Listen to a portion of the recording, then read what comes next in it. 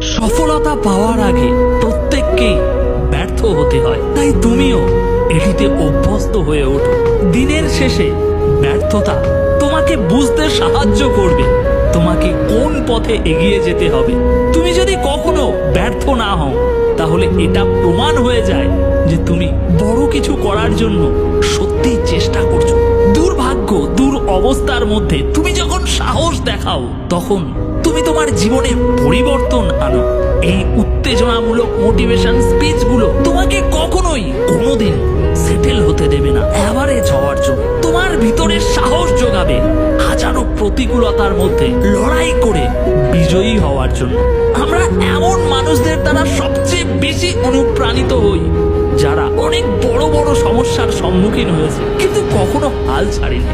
ভাগ্য এটা একটা ম্যাজিক্যাল শব্দ, কিন্তু জীবনের মানে অভিজ্ঞতা।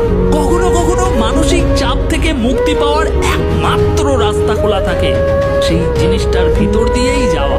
কখনো কখনো জীবনের চ্যালেঞ্জগুলোকে কাটিয়ে ওঠার একমাত্র উপায় বেঁচে থাকে লড়াইয়ের মুখোমুখি হওয়া।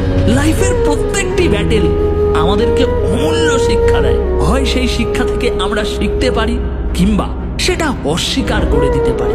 From a evolutionary perspective, the human mind's primary goal তোমাকে সুরক্ষিত রাখা, নিরাপদ রাখা। কিন্তু কখনো কখনো এটা নিজ ক্ষতি, নিজ পরাজয়ের দিকে তোমাকে পরিচালিত করে। কারণ তুমি সব থেকে সুরক্ষিত থাকো কমফর্ট জোনের মধ্যে থাকে, কোনো ধরনের রিস্ক না নিলে। কিন্তু great things never come from your comfort zone.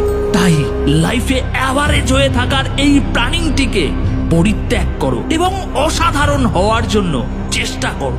ভীষণ কঠিন পরিস্থিতির সাথে লড়াই করে